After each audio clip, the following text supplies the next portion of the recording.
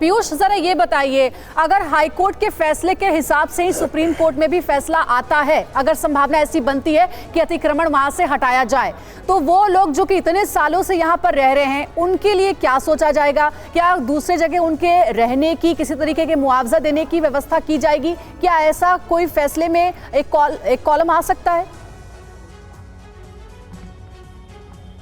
देखिए, आज जो सुनवाई होनी है वो बहुत ही शुरुआती दौर की होगी और उस मामले में साफ तौर पर सुप्रीम कोर्ट इस मामले पर अंतरिम रोक लगा देगा, यानी कि अंतरिम आदेश जारी होगा और इसके बाद हर एक पहलू पर सुप्रीम कोर्ट इस मामले में आगे जो है सुनवाई करेगा, क्योंकि सभी पक्षकारों को, यानी कि जो रेलवे है उसके पक्ष को भी सुप्रीम कोर्ट सुनेगा और हाईकोर्ट का जो फैसला है उसके आधारों पर भी गौर करेगा। हर एक बिंदु पर गौर करने के बाद ही इस मामले पर सुप्रीम कोर्ट अंतिम निर्णय लेगा। आज जो सुनवाई होगी वो एक तरह से शुरुआती सुनवाई होगी, इसमें सुप्रीम कोर्ट नोटिस जारी करेगा और साथ ही ये भी पूछेगा कि आखिर आप लोग जो आए हैं, यानी कि याचिकाकर्ताओं ने जो याचिका दाखिल की है, उनके आधार क्या हैं। जी बिल्कुल, उस आधार की बात होगी और जो बातें अब कही जा रही हैं, जो तर्क अब दिए जा रहे हैं, चाहे वो बैंकों की बात हो या फिर स्कूल कॉलेजेस की बात हो, सरकारी स्कूल की बात हो, क्या वो तर्क हाईकोर्ट में नहीं दिए गए और क्या उनको हाईकोर्ट ने नहीं माना, और अगर नहीं माना तो किस आधार पे नहीं माना, उस पर भी हम बातचीत करेंगे। अब आपको बताते हैं कि हल्द्वानी के बनभूलपुरा में रहने वाले करीब 4000 परिवारों के लिए खतरे की घंटी बज चुकी है।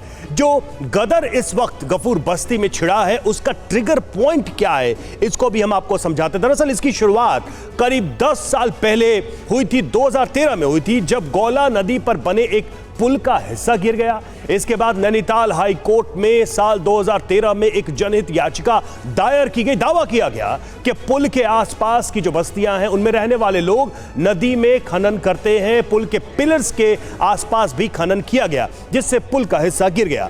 इस याचिका पर हाई कोर्ट ने रेलवे और राज्य सरकार को नोटिस जारी किया था। रेलवे ने तब हलफनामा दिया था कि गफूर और ढोलक बस्ती जिस जमीन पर बसी है वो उसकी है। हालांकि तब रेलवे ने इस जमीन को 29 एकड़ बताया, लेकिन बाद में रेलवे का दावा 29 एकड़ से बढ़कर 78 एकड़ तक हो गया। गफूर बस्ती के लोगों के लिए दिसंबर 2022 का महीना पहाड़ साबित हुआ, जब हाई कोर्ट ने इस अतिक्रमण को हटाने का आदेश दे दिया। हालांकि हाई कोर्ट के इस फैसले को अब देश की सबसे बड़ी अदालत में चुनौती दी गई है और अब गुरुवार को सुप्रीम कोर्ट तय करेगा कि गफूर बस्ती, यानी कि आज सुप्रीम कोर्ट में यह मामला है कि गफूर बस्ती में रहने वाले करीब 50,000 लोगों का क्या होना है, यह आज सुप्रीम कोर्ट में मैटर सुना जाएगा, जिस पे हम आपको एक अपडेट लगातार सुप्रीम कोर्ट से दे भी रहे हैं। हमारे संवाददाता वहां पर मौजूद है और हाई कोर्ट के फैसले के खिलाफ महिलाएं बड़ी संख्या में सड़कों पर बैठी हैं, दुआएं कर रही हैं, उनके साथ छोटे बच्चे भी हैं, महिलाएं भी रो रही हैं। कुमार कुंदन ने इन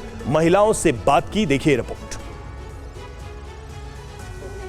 इस वक्त मैं भेलपुरा इलाके में मौजूद हूँ और यहाँ पे तमाम सारी ऐसी महिलाएं हैं जिनको उनके अपने आशियाने टूटने का डर सता रहा है। उनसे बात करते हैं। मैम, एक बात बताएं कि कब से आप इस इलाके में रह रही हैं? हमारे तो पैदाइश ही यहीं की है। अच्छा, पैदाइश तो यहीं पे होगा। हमारे माँ बाप की पैदाइश ही यहीं की है। इस टाइम तो हम आप गुजर गए और भैया हमारे बच्चे यहीं के पैदा हुए हुए हैं। काफ़ी टाइम हो गया, 80-85 साल, बहुत टाइम हो गया। हमारी गली में 100 साल की होंगी। ये जो नारा के बेटी पढ़ाओ बेटी बचाओ, बस बेटी आज सड़कों पे हैं, ये सड़कों पे हैं आज बेटी है। बहुत मुश्किल आ रही है, कहाँ जाएंगे हम इतने लोग। मैम, कभी ऐसा लगा कि आप लोगों को ये स्थिति भी हो सकती है? नहीं, ये नहीं सोचा था कभी आने वाले टाइम में इतनी बड़ी आबादी पे इतना बड़ा संकट एकदम आ जाएगा। इतनी बड़ी आबादी है,